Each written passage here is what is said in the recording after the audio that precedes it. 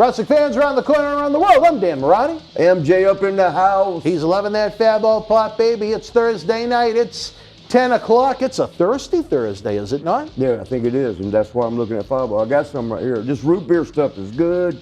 I was in love with the cherry that you spilled on the floor. No, that was you. All right. A brand new Wrestling Insiders party with Marty is next. Where will the adventure take us this week? Find out. Stand by. Wrestling fans, I'm Dan Marty. And this is the man of the hour, Leo Rush. It was all over BostonWrestling.com and our social media. But Leo, brother, they got to check out some of this merch. They got to. Check it out, fans, right now available on eBay. Support Wrestling Insiders and keep wrestling legends working on eBay. At Survivor Series, it was champion versus champion as WWE champion Drew McIntyre battled Universal champion Roman Reigns with Paul Heyman. Get this 11x14 poster autographed by all three men. Limited edition, number 42 of only 50, with authentication hologram on the back of the poster itself. Comes with a mystery autographed 8x10 photo and an on-air shout-out from WWE Hall of Famer Mr. USA Tony Atlas on Wrestling Insiders at your house. Get it now. Boston Wrestling Sports and the MWF explodes into a new year of unknown with professional wrestling content galore, and we need you to join our family. Every Tuesday night at 10 p.m. after we review the previous night's Monday Night Raw, it's Wrestling Insiders at your house with the unpredictable WWE Hall of Famer, Mr. USA Tony Atlas. Wednesday nights after WWE, NXT, and AEW at 10 p.m., you never know who's going to show up on Wrestling Insiders Special Edition. Every Thursday night at 10 p.m. after our NXT and Dynamite review, it's Marty Jannetty's No Holds Barred Sex, Drugs, and Rock and Roll journey through the 80s and 90s on Wrestling Insiders Party with Marty. Friday nights after the lights go down at the Thunderdome on SmackDown, it's John Cena Sr.'s Wrestling Insiders Fabulous Fridays. Plus, look for classic clips, bonus live episodes, pay-per-view watch-alongs, and more. If you want early, ad-free access to all of our Wrestling Insider talk shows, our acclaimed studio shoot interview DVD library, and to help keep wrestling legends working during the worst of times, for less than a cup of coffee at Starbucks, join our growing family at patreon.com/Boston Wrestling. Expect the unexpected in 2021. This is Mick Foley. This is Harley Race. This is Shelton Benjamin. This is Mr. Wonderful Paul Orndorff. This is the Monster Abyss. And this is Daniel Bryan. This is JBL, and you're watching the MWF. Be there, live.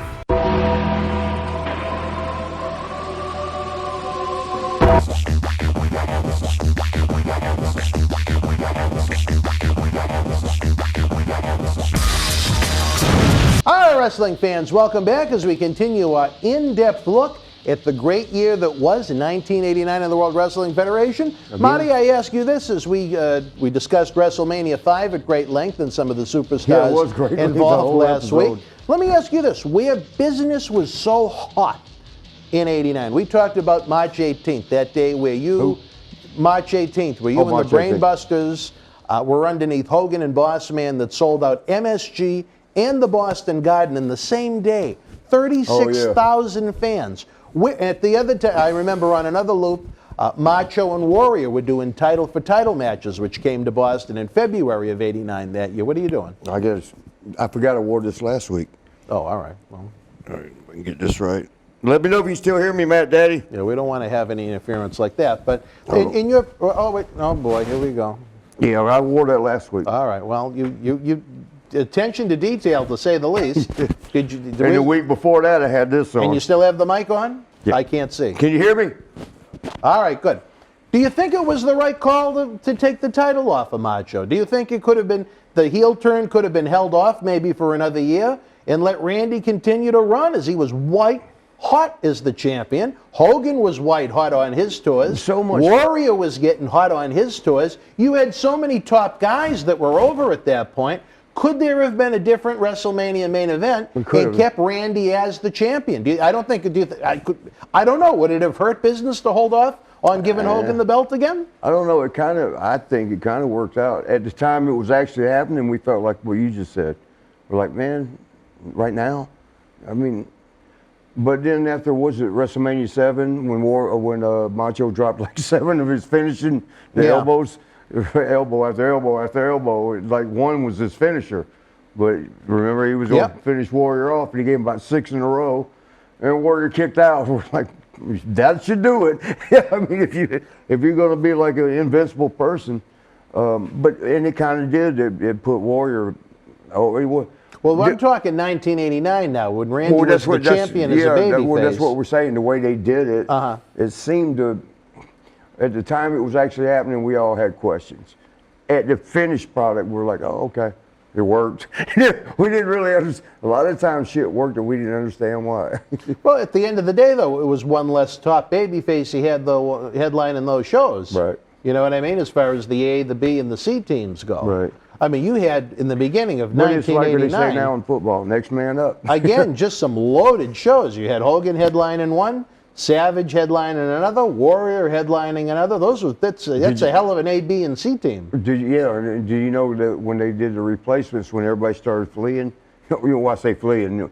I think they called it a flush. And now we're jumping up a couple more years. I know I'm off track. But you know, when everybody, they were, what did they call it?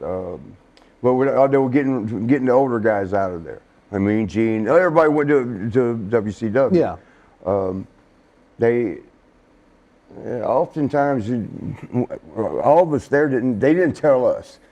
You know what I mean? They didn't come say, hey, look, we're going to purify it or whatever it's called, genocide, whatever the hell it is. Where we're getting rid of all the old guys. You know, getting out. Well, they would do things like what you was talking about. They would do things and we wouldn't understand it because they didn't tell us. We'd find out after fact. And at a point, it just kept you happy that you weren't one of the ones that got the boot. Or, you know, right. Not necessarily boot because, you know, some of the guys were just getting better. And that was another thing that was so good. I know I'm off subject now, but that was another thing about competition. It's good for the boys because now you got some leverage, some kind of, you know, leverage on your contracts. Like, and that's actually when I went to WCW. Oh man, that's something. We'll get to that. Let's go back. I'm sorry because I drift. The ADHD kicks my ass daily. Aren't you glad that I got an orange today? I'm glad you get your tangerine or whatever that may be. I don't know what. But in '89, again, so it was one less babyface, but the Hogan and Savage series drew extremely well. What were we talked about the economics. What were the paychecks looking like in '89 for you? Well, mine were decent. I don't know what they got. Well, yeah. I always stayed away from that. Even today, like when I get guys booked, yeah, I don't want to know what. You know, I'll just hook them up. Yeah. Like I tried to get you with a New Jack. I would absolutely love to have that man in the studio. He had contact you? Did you give him my contact? I think I did. I did get an email from him from when I reached out to him, but I haven't followed up. Oh, well, shoot him a text. Tell him we're very interested. I did. That's what I'm saying. He maybe got offended that you didn't respond to the first time. I haven't. Like I said, we emailed back and forth, but that was off of his Twitter. Y'all would love New Jack's interviews. Oh, he wrestled with us back in 2002, and I really liked him. No, I love New Jack. That's a good boy, man. Yeah, everybody has different thoughts about different people, but I thought you know what? If you're honest with someone and treat them with respect, I don't know what problems you're going to have. I saw Tony wasn't happy about him, but I never knew all that shit went on. Tony doesn't. Because I guess forget about you. He hates. He hates New Jack. Yeah, I saw that on the interview, but I guess he handled it professionally. You know, Tony? said something, yeah. and Jack said, "That's just my stick." He goes, "Do your stick with somebody else." And you know what? Tony's right. He really doesn't even know the man, and I guess New Jack. Surprised me I've never seen the interview, but I guess New Jack has had great fun embarrassing Tony. Oh, I didn't know all that. Well, he does an imitation of him, I guess, in different shoot interviews. You do, but do your Tony. I'm not doing that this Thursday night. Party with Marty.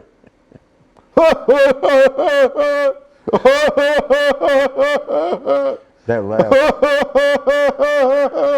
Dan Morello, I need my chicken wings.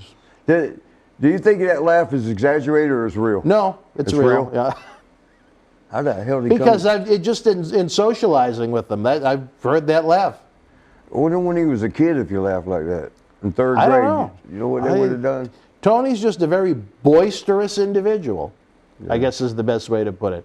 But he's a man with a good heart. Yep. And we hope, like I said, in 2021, when we discuss New Year's resolutions, one of mine is to try and get you guys together in the same place at the same time and create some great content, some great positive content for the fans to enjoy, because the fans actually requested a New Year's Eve special with you and Tony. Oh, a lot of people. I Yeah. heard a few And people. I think that would have been a lot of fun. Yeah, we should have done that. We could have dropped the ball on Johnny's piece. You got a piece? Take a look at the picture. It's some sunglasses I'm worried about. Well, he likes the shades too.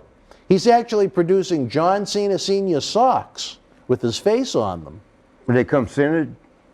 That I don't know. I asked him if, I don't know if you're familiar with Margot Ouellette from the Ms. and Mrs. reality show series, but she looks kind of like Ruth Bader Ginsburg, but apparently she has the hots for Johnny. Oh, real? I asked him if Margot had maybe some panties with his face on them, but he claims no. I don't know. I don't know. Almost like Jane and another individual, but it's a different story for a different time. You mean Miss Fonda? Yeah. You're quite fond of her. Nah, one night. No. Don't count for a whole lifetime.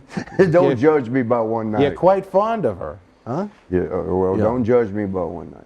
Yeah. Were you the hatchet that smashed the tomato? Oh, I don't know where that happened. Yeah. No, that was It might not have been Marty. a hatchet. It might have been an axe. And you're not talking Bill Eadie. Nah. No. How's no. he doing? Great. You talked to him lately? Yeah. Well, you know, everybody uses the word talk. I communicated Well, the with same him thing. electronically, yeah. He's one of my favorite people. I love Me too. Bill in wrestling. He's a good man. He's an honest man. He's an upfront man. He's an OBS man. He's a man that genuinely OBS. loves What's that? the bullshit. He's Oh. a man that Oh, loves the bullshit. business. He Okay. cares about the business. He wants people to do well when he's engaged with them. So He I've got- told Bill once he wants to travel again. I'd love to imagine having Bill as a regular every week on this show. Oh, that'd be great. That'd be great. Because he's got a, he didn't party. He was another one that, did right. Well, I say did right, I didn't know much about his personal life. I don't know even if he was married or not. Or No, he's had the same wife. My God, going back to the days of Georgia Championship Wrestling. And he never- Sue, he's and still he's married one- with her now. He's one that never messed around the road. There was very few of them. He was one of them. Bill was loyal to Sue. Yes.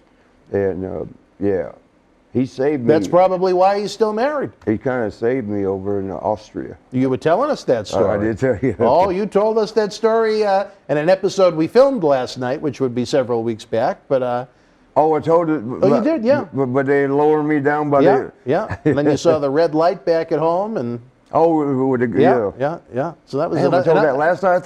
I knew I told it, but I thought that was like several 15 episodes ago. ago. Several episodes ago. But now, Bill Eadie, Demolition Axe, is a great helped me on human that, though. being. He I helped can't me. wait till we get him in here, because I really think him and we can create some great content. We'd have to pick a day of the week. Would we give him Saturday night, Sunday night, Monday night? Those are the only 3 nights we have left. Well, he'd be good for him. I mean, Well, we'll see. he's a fountain of Fountain of knowledge. information. Yeah, information. I have all the respect in the world for Bill, and I hope Bill knows him. Him and I have a very good rapport.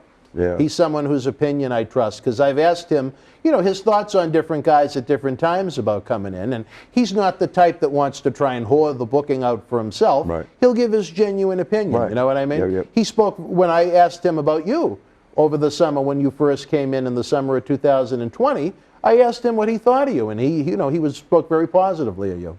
Even there though you go. the- Even though he rescued you from an accident in Austria. Austria, yeah. And we'll label it as an accident. But anybody else would have told me just give yourself up. Just give yourself up. You got to. We can't. The tour, they won't let the bus go. We're all stuck until they get you. Anybody else, I was like, get the fuck out of here. But it was Bill. And I trusted, like you said, I trusted him. I trusted him. Let me ask you this. I know that it was so tough where you guys were on the road so much to keep track of what other people, other places were doing, but the day of WrestleMania V, as the Sabotage attempts kind of went back and forth between WWF and WCW at the time, they ran a free 3-hour Clash of Champions show on TBS. WCW did? featuring Ric Flair and Ricky Steamboat in a 2 out of 3 yeah, we was falls talking match, about that, yeah. head-to-head against WrestleMania V, which I'm sure, in a lot of ways, took buys away from WrestleMania V. Was there anyone? Well, yeah, it had to, yeah. Yeah, I mean, to be. But it was free. I guess you could flip back and forth or flip back. If you're going to pay $40 for WrestleMania V, are you really going to change the channel? It's according to how boring the match is. No, well, Jake and Andre, that was a rough one. Was it? With John Studd as the referee? That was one of the that worst. wasn't 5. Yeah, that was 5. That was one of the worst matches in WrestleMania history. I didn't even see it. It so was bad. awful. It was near the end of the show, but it was. Semi-main. It was awful. I mean, You know what? Both of them are good workers. All 3 of them, actually. You know, John is a referee. But Andre's good for his style. Right. And Jake is just good any kind of style. And John was good for him being a big John Studd, kind of thing. But just sometimes it's weird. The chemistry's Yeah, off. it just don't work. You know, who would have thought that Macho Man, who's hilarious and intelligent and quick with one-liners that make sense. To give you an example, remember I told you about the girl in Denver I was going up, her name was Georgia. It's a 2-part question. Yeah. And I said, Randy, what do you think of the, look at the test, and what do you think of the test? He goes, yeah, that's a 2-part question. I mean, just off the top of the dome like that. So him and Bobby Heenan. Bobby was great. Oh, you put talk about quick wit. Yeah. And you put the 2 together, you're thinking, oh my God, it didn't work. It just didn't work, and we were all shocked. We were all. What do you mean? It just didn't flow like. What did they try and do with Bobby and Macho? They were announcers. They were ringside announcers. During Raw in the early days. Yeah, you're right. Yeah. I forgot about that. Yeah, I'm still thinking 1989. Yeah. I know, in the early days of Raw, they were. But it was mainly just to say the chemistry, because of Big John Studd being a ref. Yeah. And them. It just, I didn't see it. Probably was. You lucked out. Yeah. You were back at the casino. Probably talking to DT. Talking to DT. Well, Donald Trump. But in all honesty, I don't think the sabotage attempts helped anybody. I think it took money out of your pockets. You know what I tell, like a lot of the guys, like, I'm all around the independent scene now with shows, and now that my ankles are shot out, even though I'm getting them fixed, or they're fixed by now, this is tape, but the one is, I still got to get the other one operated on. But, I tell, like, if there's 2 little companies in some city, somewhere in Dayton, Ohio, some littler place, not talking Dayton down, I got a couple people there. But there's 2 shows or companies, independent companies, and they're fighting it with like sabotaging each other. One puts up flyers for the show, they go tear them down, they go spray paint the building and call the fire marshal, like the fire codes. There's going to be too many people there, or the lighting ain't meeting specs, specifications. Whatever it is, sabotaging each other. Why? It doesn't help anybody. Why? If y'all work together, you could eventually build to AADW versus some other bunch of letters.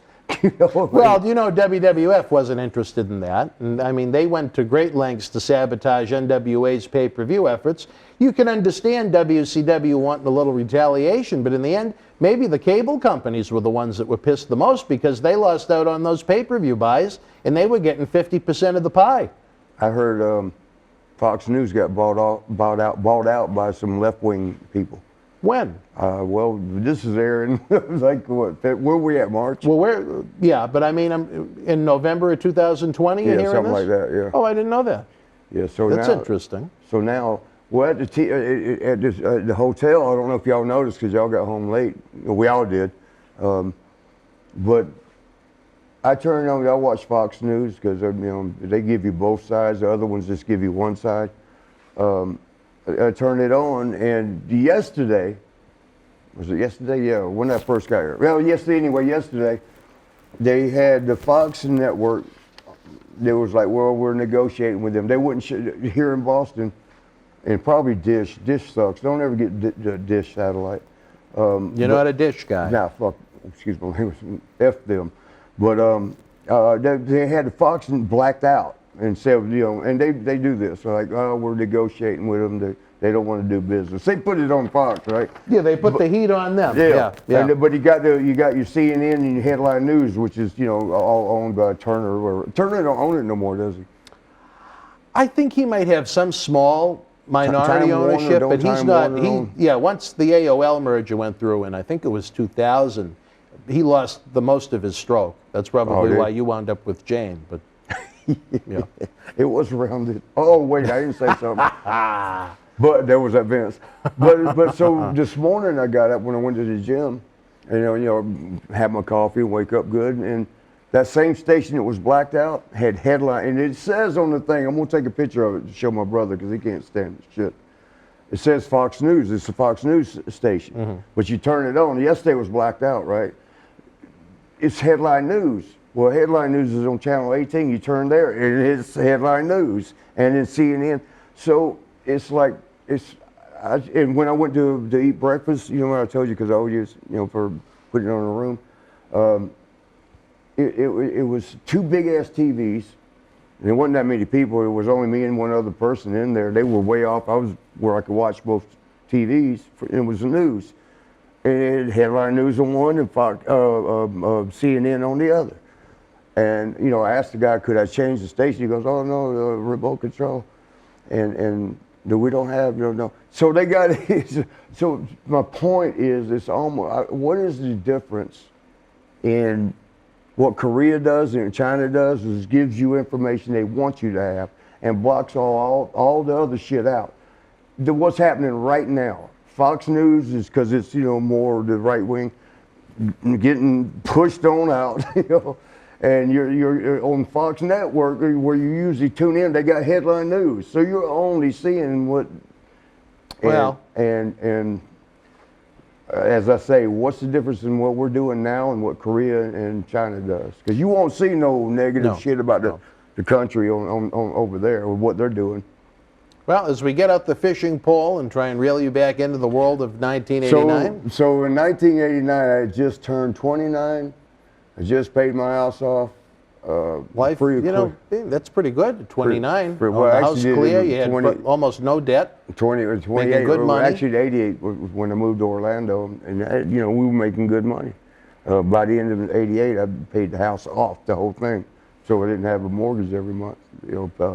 Which is, it would have been $700 something monthly. 700 of it would have been interest. Right. 14 goes. What the hell I want to do that for when I got the money sitting right here? Now let me ask that's an investment you make.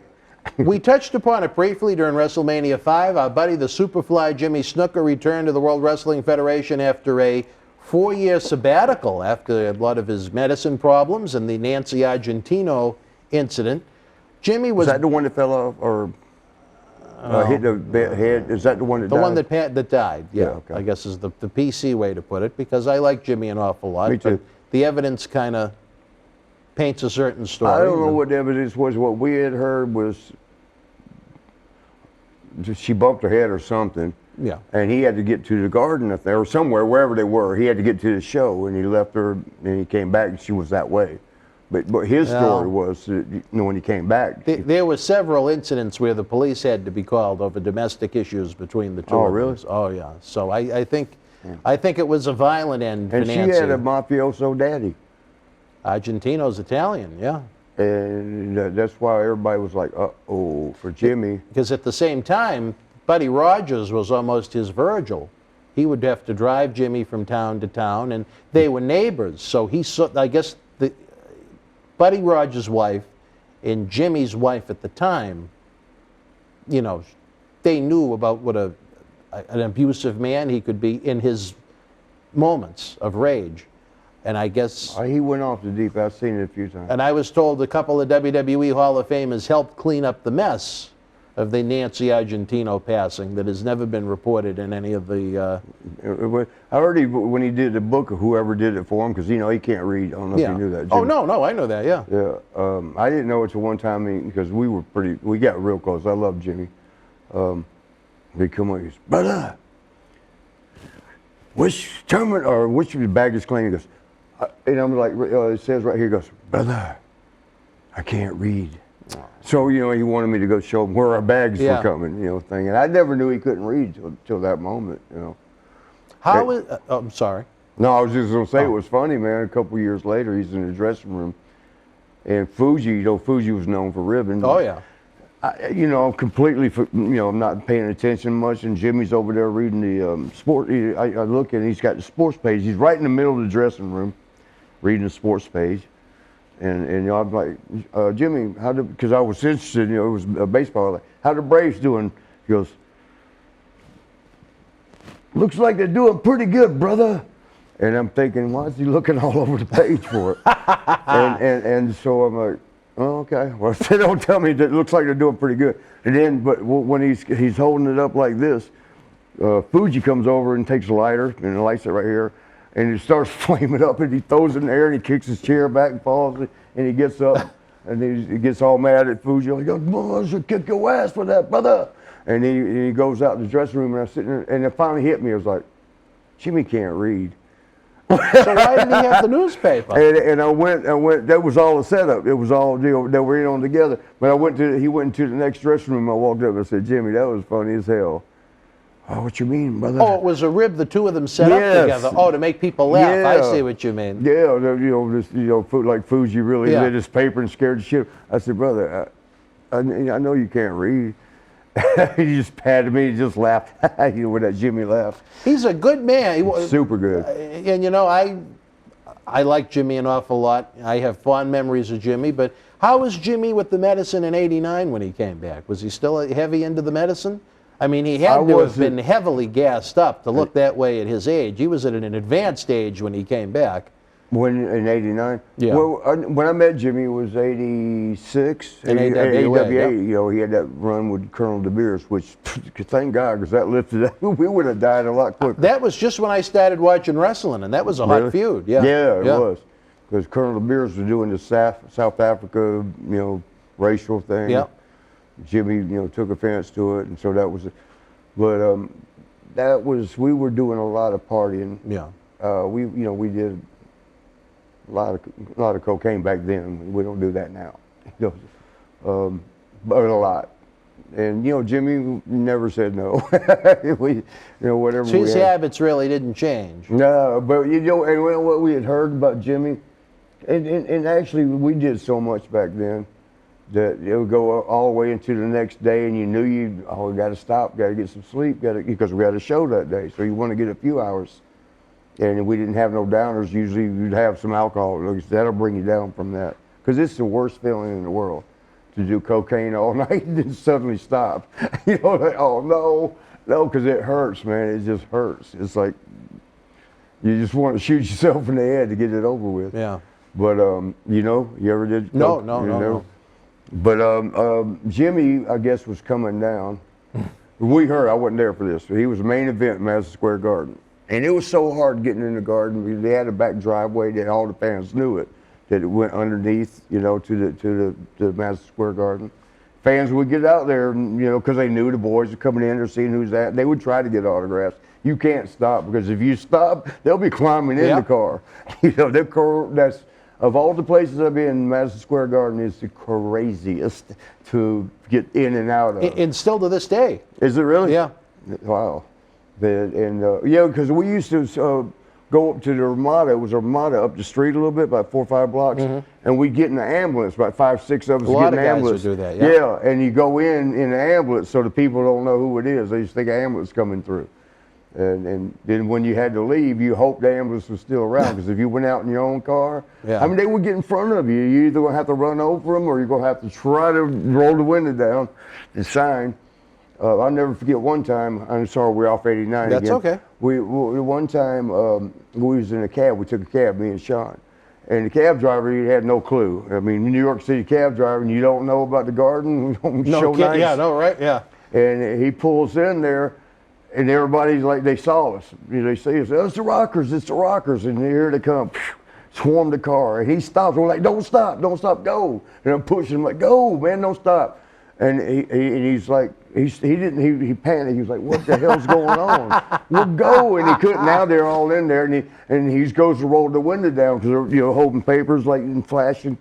And we're like, no, don't roll the window down, don't roll. So he started, then he stopped. And so they started rocking they started rocking it. They get violent. I mean, they beat on the ambulances when we'd leave. When they did see somebody, like beefcake or somebody, and they like, oh, it's the wrestler. They would kick the shit out and punch it and throw shit at it because it wouldn't stop. They were bouncing this cab back and forth. I said, brother, either you gun it or we're going to get rolled. And he got scared. He gunned it and knocked a couple people off to the side. Oh, really? Yeah, I don't think he's squashed none of them. Yeah. But boom, off to the side. And he was like, what the hell was that? Like, yeah, man, that's just Madison He didn't Square know Garden. who you were? I don't think he did. Yeah. But, you know, he's taking us to the Garden in the Marquise. Wrestling, WWF yeah, wrestling. yeah. But, Well, yeah. it must have been kind of a thrill for you, though, to have that kind of excitement, that many people just interested in meeting you. My God, I mean, for They a were there to small-town guy from Georgia. Yeah. It was there, you know, you got used to it. Yeah. But But MSG was just a unique environment. you know, Dave, yeah, it's different than anywhere I've ever been. Even the Boston Garden wasn't that bad. Yeah. You know, Philly wasn't that bad. Those were even LA Arena, because you had to go through, I think it was Compton or somewhere, was a pretty rough area. Geez, yeah.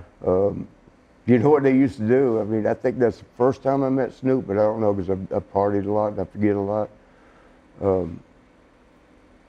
But they'll see you go through a drive-through. We were hungry, man. We got to go through, I think it was a Taco Bell, whatever the hell it was. They'll sit up, like you go through the drive-through and you pay, you know, you give the money to get your order. They see you get change when you pull up a few feet to the road and you got to stop. They'll beat on the window like, hey, you got any change?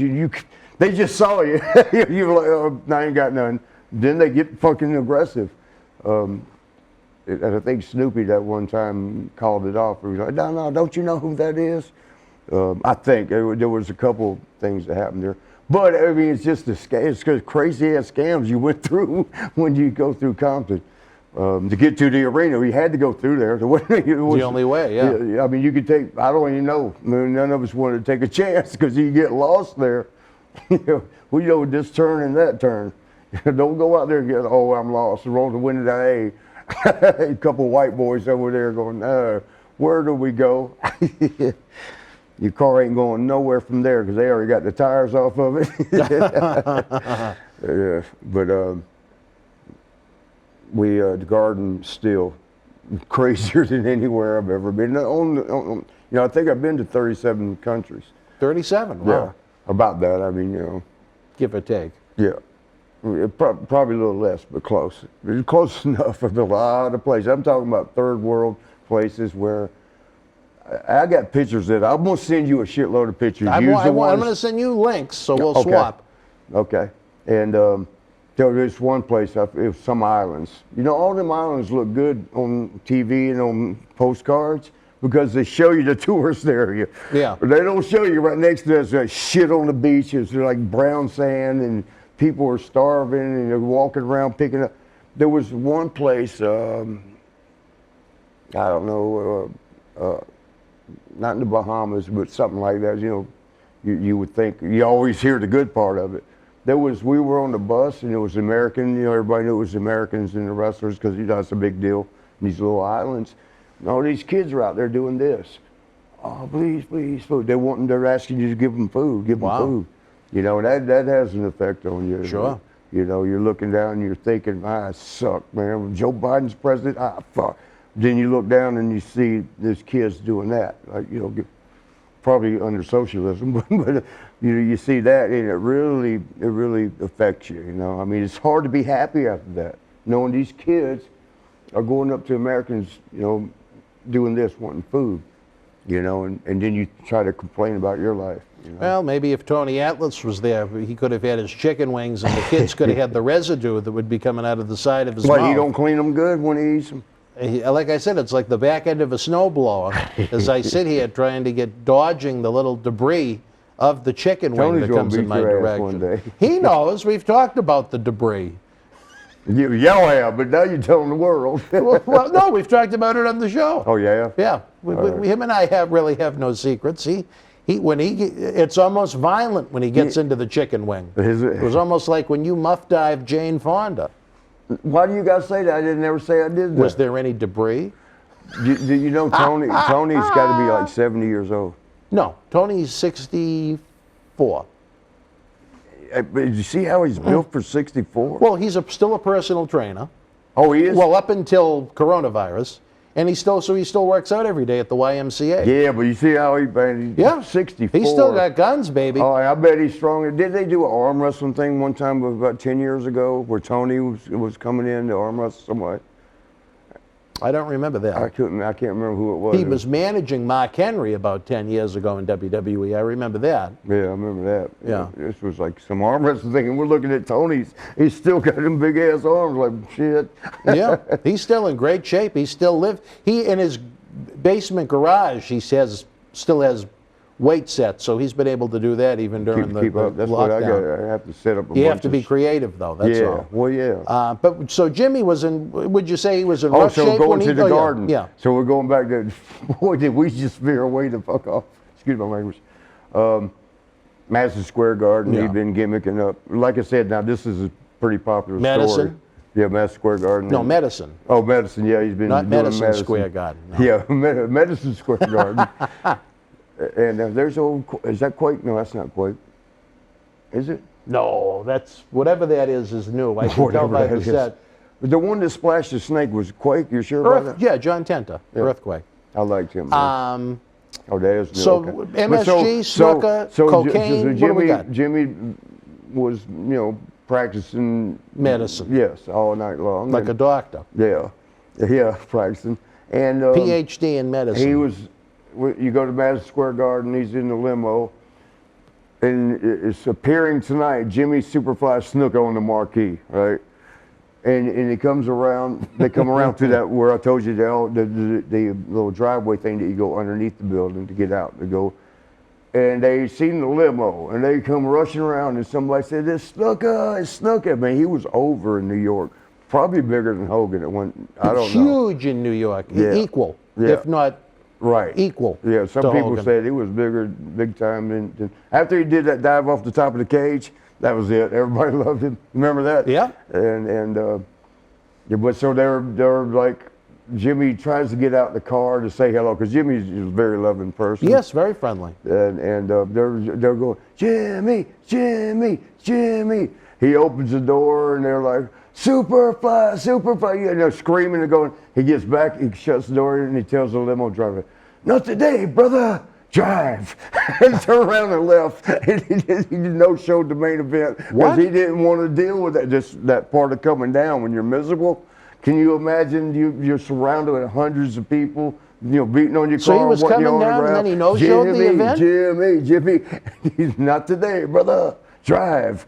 He took him back to the hotel and he Wow. Yeah, I think he got in trouble on that one. I would hope. You would hope. Well, I mean, not only for the fans, but in New York, you have to deal with the athletic commission. Fans can get refunds through the commission in situations like that. So, oh boy, what do we got? Oh, I forgot. Did I have this shirt on at the beginning of this? Yeah. Oh, I did. Okay, I can leave it then. Post-WrestleMania, there were a series of... I think I lost the microphone, though. If I apologize because we do so many Does episodes. he still have the mic on? It looks like he has it on. Can you hear him fine? Okay. Don't touch anything. I got a shirt, a new shirt. No, that's the one you started the show. Okay, I'm sorry about that. I tried to change shirts for y'all. Series Same of... ass pants and same look shoes, this ankle. It's something that's happened many times over the years. Several layoffs after WrestleMania. Nick Bockwinkel out as an agent. Scott Casey was given his walking papers. The Bolsheviks, Nikolai Volkov and Boris Zukov. Stick a fork in Frenchie Martin. They put Dino Bravo with Jimmy Hart. Powers of Pain went the singles route. So a little bit of change after WrestleMania. And about 4 or 5 of them names you just said, they all died. I know Frenchie passed away. Bockwinkel passed away. Nikolai passed away, yeah. And there was one other. Boris is still alive as far as I know. We talk on Facebook a lot. Oh, do you? Yeah. And Scott Casey is still alive. I think he got ill. Scott's, he had an open heart surgery here recent. Me and him still stay in touch. I told y'all that story, right? about he had a meeting with Vince. With the lasso, yeah. But, you know, did it bother you, bother any of the guys to see some of your peers go? Some of your, maybe not good friends, but did you care about Nick leaving as an agent? I mean, I was good with it because I knew him from AWA, and, you know, we ribbed each other. I ribbed him, and he got me back that one time, you know. But I loved him to death, you know. I love the people. I don't rib people I don't like, because that's serious.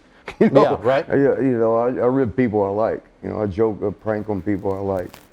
And it should be that way. You don't go messing with somebody.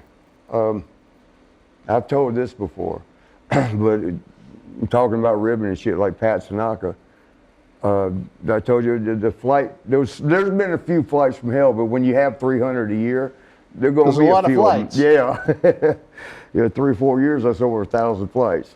And Tanaka, we were coming back from Tokyo, long ass 14 hours, and he had taken a few Valiums or whatever, drank a couple beers to go to sleep. You know, sleep. You can sleep a good 8 hours and wake up and you still got a day left. You still got a bunch of hours before you get home. So the guys used to like to do that, take downers or whatever to make you go to sleep for a while. Mac Daddy, all right, he gives us the inside scoop. What do we got, 3 minutes? Two? We're running close to the end of the episode, but finish your thoughts. So, you know, Pat had passed out. We're up in first class. He's sitting right next to Hulk. I'm over here. I don't even remember who was next to me, Macho Man or somebody. But we're getting off. We got to L.A. and we got a show that night in L.A. after that long ass flight. No rest. Yeah, no rest. We got there in the morning, so we had a couple hours there. But so Pat's sitting there, and you know somebody's like laughing. I hear a bunch of snickling as people are getting off. And I look over at Pat, and somebody, I ribbed the hell out of Pat, but I had nothing to do with this one. I would tell y'all, I would tell him by now. That was years ago. But somebody shaved half his head. I think Brian Blair was involved in it. But shaved one half of his head. Of who? Of Tanaka? Yeah, yeah. But Brian Blair wouldn't have been in the company at that point. He wouldn't have? No. Theirs was around 89. Well, they didn't debut until 90. 90? So. Okay. Brian did get somebody because it was on video camera. Oh, okay. Because one of the referee guys, that was actually a foreign to us, so that wasn't Brian. But whoever it was, they shaved one half of his head, and he had a Fu Manchu. They shaved the other half of that, and they shaved his eyebrows off. So what did they do with him for TV? I don't ever remember. Well, no, this was just a house show at L.A. Well, if he had half his head shaved off, I mean. Well, I'm gonna tell you what happened that night. So, you know, I look over there and I see that, and I'm shocked. I'm like, oh my God, there's hair, all over the place, and people walking off the plane. You know, they're looking back at him, and he's looking at people look at him because he didn't know. Up. Yeah, he didn't see a mirror. He looks at me and goes, why is everybody looking at me? Hulk's right here. Why are they looking at me? You know, because if Hulk's there. Yeah. And I'm like, hey, brother, go in the bathroom, look in the mirror. And he gets up and he goes there, and then you hear this, oh my God! he saw he got shaved off. So we had the match that night, and he didn't know what to do. He was, I don't know what to do. Should I just not have the match? I was like, no, here, do this. Give me some mask care. I think we got it from, I don't know, Sonny, was there one of the girls? Maybe Sherry. Maybe Sherry at that point, and painted on. I said, I'll paint your eyebrows back on. I'll paint this and wear a bandana to the ring. We'll get through tonight. Because I think we just had to do that show, then we had like 3 or 4 days off. Oh, okay. Not that his hair was going to go back in 3 or 4 days. Long. But it get us through that night. Yeah. And we went out to the ring. They were in there. Me and Pat lock up. We're going to lock up first. So lock up. I snap bear him. Pull the top off, pull the bandana off, throw it out in the ring, and he starts squirming. I'm holding there so everybody can see him, and he's like bouncing. We're going around through the whole arena, and they're dying laughing because his head. And then he's like, "What are you fucking doing up?" And then I'm like doing this shit, and I'm wiping all the mascara off, and you can see half the mustache gone, and the eyebrow. Oh man! For the first 5 minutes of the match, the place was just laughing their ass off. And you don't remember who actually did it to him? I never saw. I was asleep too. Oh, you were asleep. Oh, yeah. okay. So you woke up to it. Yeah, I woke up and I was wondering why everybody was looking, because Hogan was a little bit farther away. I mean, Oh, he wasn't sitting right next to him. no, yeah, he was, but he was against the window. Oh, I see. And which he usually had the thing. He let Pat have the aisle. The little bitty Pat got the aisle seat. Big ass Hulk's over there, but I think he wanted to sleep, Yeah. lay on the thing. But I kept looking at everybody because they're looking right down at Pat, and Pat's looking at them like, am I that popular? But that's when after so many, and they'd start laughing. They would giggle and walk out the park. Because we was right up front, right by the exit. I wonder who did it, who the culprit was. There was a lot of guys on board, so ain't no telling. Nasty Boys might have been there. Yeah, they would have been around there in the same time frame, yeah. Yeah, you should know, because you're that encyclopedia. If you tell me the year, I can tell you pretty much who was on the roster. Well, when did Orient come in? In 90. He was with Sato then. So that would have been 90. I think so. It was around 90. You probably post-WrestleMania. So let me ask you this. Would The Office get upset about a rib like that? Who? Where The Office? Because you only kind if it of... affected the show. Well, I mean, as far as his presentation at the next TV taping, they probably had to not use him. I don't know what they did. I don't know if they kept him off for a little bit. That's what I mean. Or made him wear a bandana. Would The Office get pissed They about didn't, a rib like Orange that? Express didn't do that many interviews. They did a few. Fuji would always talk. No, I understand that, but I mean, as far as their work goes, to send Pat Tanaka out with a half-shaven head. And we had to work them that very first night it happened. I don't know if we worked them. Yeah, so that would have been the spring of 90 that would have happened. That sounds about right. But, yeah, I don't know what happened after that. I don't know if we worked them for a while. I just know we were the first match after that shaving. And then we might have went off with the Rougeos and they went on wherever. But, I don't know. Yeah, Pat could tell you. I guarantee he remembers. Well, maybe someday we'll have Pat in here. You should have me and him on together. Together? Yeah, maybe boy. when we talk like 1990, 1991, we can have a side. I'm writing it down right now. Is this maybe like a sidekick for a few episodes? Oh, and y'all want to laugh? Tune in. I mean, because he remembers shit I don't, and I remember shit he don't. All right. But once you say it, like, oh, yeah. Everybody remembers. Did I tell you about the donkey chasing him? The donkey chasing him? No.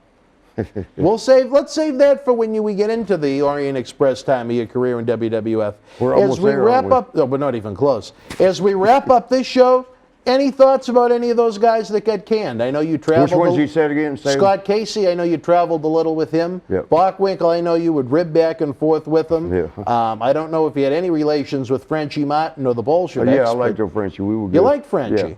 Any memories of Frenchie Martin, since he'll probably never that come up deep again? voice. Yeah. I mean, it's like I had to grab that because he just had to. He was a quiet ribber. Frenchie? Yeah, he did not let everybody would tell each other, hey, watch this, watch this. Frenchie liked the Frenchie rib. would do shit, but he wouldn't tell but maybe one or two, and he would tell me, like, hey, watch this. And you'd see something funny that he did. Well, not one of the great managers in WWF history. But he had that French connection. He did, but I don't think Frenchie added much to the package. Probably not. I don't think know. Jimmy Hart was a better manager for Bravo than Frenchie, in my personal opinion. That was the other one that died you mentioned earlier, Bravo. Oh, yeah, You know what happened 93. on that one, right? The mob. Yep. Bye-bye. 15 in the belly and 2 in the head or something like that. Well, do you know why? Yeah, because they told him he was selling cigarettes for. No, well, there's even deeper, that goes deeper than that. He obviously was. He was involved in the illegal cigarette ring. Yep. But what was going on was, one time, the truckload supposedly got robbed. Mm-hmm. And this is a man right now that, forget about what he was making in WWF. When he was in this cigarette ring, he was making 40 grand a week. Yeah. But he had no way to 40 prove grand a week. how he's making it. Exactly. And they said, don't be buying new shit. Just like that movie, Goodfellas. No. Well, maybe that had something to do with it too. But okay, supposedly the truck got robbed once. Okay. Well, Not too long later, truck got robbed the second time of all the cigarettes. Okay. So. He was doubling. Bye-bye, Dino. He get paid for this. And, well, I had heard this. $40,000 a week, and that wasn't enough for him to be content? Well, that's just nuts to me. I've never made $40,000 in a week. But see, I heard a different story. Now, what did you hear? Well, I heard it when it was fresh, when it first happened, because me and Dino were good, very good. buddies? Yeah. Yes. And I think maybe one of the Rougeos, and they were all that French. Yeah. had said that, you know, he was involved with that, but you know, he had been let go, so he didn't have WWE paydays as a cover. He was making, just a hell of a lot more. Yeah. Yeah. Yeah, right. Yeah, a lot more. How many 40 grand weeks did you have? I had 0 of those. But they had told him about buying, you got no way to... He was buying new cars. Like I said, that movie Goodfellas, where they robbed the Lufthansa heist, whatever the hell it was over there in New York. They said, stop buying shit. You're bringing attention, you know. Yeah. Right after they told him, he put like a $10,000 in the ground pool, you know. But I could almost see something, you getting away with that because there he was a WWF superstar. But he was cars, pool, upgrades, fur coats, all that stuff, you know. But you know, when people look at a WWF superstar, they assume you're a multi-millionaire, despite what the reality of it is. But I was, and this is by someone that was a very, very close personal friend of his. That Who? Of Dino. Okay. That's what happened. He claimed that not once but twice within a very short period of time, the truckloads of cigarettes got stolen. We heard that, yeah. And I mean, I'm sure he sold the cigarettes on the side at that point, and they decided, well, you know what, Dino, you weren't trustworthy enough to be involved in the project anymore. Right, you did double timing, you know. And I don't know anything about Dino, so I loved him, man. Good guy. Fun guy. like Dino? Yeah, fun guy. I mean, we had so many laughs together. He used to ride on the fly on the plane with Terry Garvin and stuff. Ronnie Garvin. Yeah, Ronnie. What did I say, Terry? Yeah, you didn't want to ride Terry. No. But Dino, man, we'd sit there and play cribbage and cut up, and he would tell me some funny ass stories, and you know, I would tell him some lies. So we'd laugh. If we had a 3-hour flight, it was like over in 5 minutes. Was he involved with the cigarettes at that point? No, that was after he was just wrestling. I think that was after he got let go. All right, well, any final memories about Casey, Bockwinkel, Bolsheviks, or stick a fork in all of them? I liked every one of those you just said. Nikolai, like I said, Boris, we still cut up on Facebook. I don't think he was ever over with the fans because he was almost looked at as a replacement for the Sheik when he got busted with Jim Duggan. You know what I mean? Sheik? Iron Sheik. Yeah, Iron Sheik, not Eddie Farhat. Oh, that's right. I forgot that's how that went about, the replacement. Yeah. Zukov was Sheik's Remember recast. Sheik, Adnan El Casey? Oh, yeah.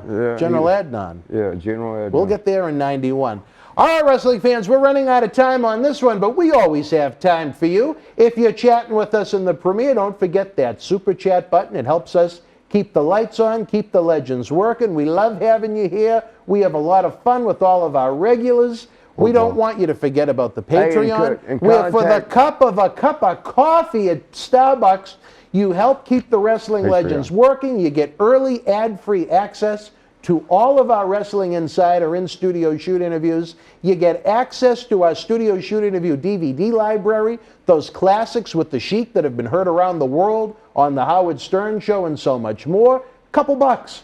And if you haven't subscribed to the Patreon, I'm very interested to know what we could do to get you to try it out. Just for a couple bucks a month to help these wrestlers out, to help them keep working. The more revenue we have coming in, the more guys we can keep active and healthy at a time when there are no live wrestling events or very few wrestling events to be had in the majority of the country. There's very few personal appearances to be had. And the guys that aren't under WWE contracts, they don't have that income coming in. These are the guys that entertained you for decades. These are the guys that gave of their heart, their bodies, and their soul. They took time away from their wives and their kids to make your enjoyment that much better. Let's try and help them out. Let's open this studio up to all of the great legends who could use a helping hand right now. And it almost sounds like Sally Struthers when she would try and do the commercial pitches to try and feed the children over in Africa or something like that. Was it that or animals? No, she was for children with hunger. But honestly, that is my passion and what I do in wrestling. I care about these great veterans. I don't like to see them put out to pasture. Not to knock this man as if he's feeble. I was going to say he's begging for me. But I mean, I want, like I said, I want a show 7 nights a week. Then once we get to 7 nights a week, I want us to keep growing to where we have 2 superstars every night, where we have 14 episodes a week, and keep growing and growing. Let WWE do what they want to do. They bought the libraries they bought. They create history the way they want to. They own it. They can do that. But that doesn't mean there aren't a lot of great stories, a lot of great legends, a lot of great experiences that we can bring to life here, and you can directly make that happen. Again, we have great merchandise in the eBay store, as well as the t-shirt bundle on BostonWrestling.com. Check out the links in the description box below. For our good friend in the control room that's been a big help for these tapings, Matt Degnan, the prodigy. For my buddy Marty Jannetty, I'm Dan Marotti. Until we speak again, folks, you and yours, stay well, be healthy. Good night. The World Wrestling Federation was live at the Cambria County War Memorial in Johnstown, Pennsylvania, Thursday, March the 17th, 1983. In the opening contest, WWF Tag Team Champion Alpha beat Mac Rivera. Baron Mikel Cicluna with the win over Joe Abbey.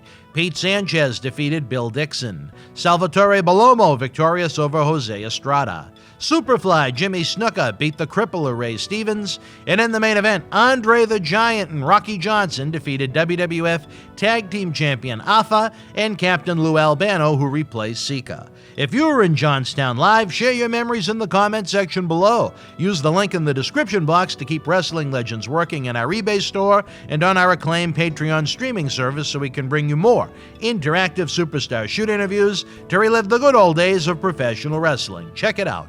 Boston Wrestling Sports in the MWF explodes into a new year with professional wrestling content galore and need you to join our family. Every Tuesday night at 10 p.m. after our Monday Night Raw review, it's Wrestling Insiders at your house with WWE Hall of Famer Mr. USA Tony Atlas. Wednesday nights at 10 p.m. after NXT and AEW, join rotating legends on Wrestling Insiders Special Edition. Every Thursday night at 10 p.m. after our NXT and Dynamite review, it's Marty Jannetty's No Holds Barred Sex, Drugs, and Rock and Roll Journey on Wrestling Insiders Party with Marty. Friday night after SmackDown, don't miss John Cena Sr.'s Wrestling Insiders Fabulous Fridays. Plus, look for classic clips, history videos, bonus live episodes, pay-per-view, watch-alongs, and more. For less than a cup of coffee at Starbucks, get early ad-free access to our Wrestling Insider talk shows, our acclaimed studio shoot interview DVD library, and help keep wrestling legends working during the worst of times. Join our growing family at patreon.com/Boston Wrestling.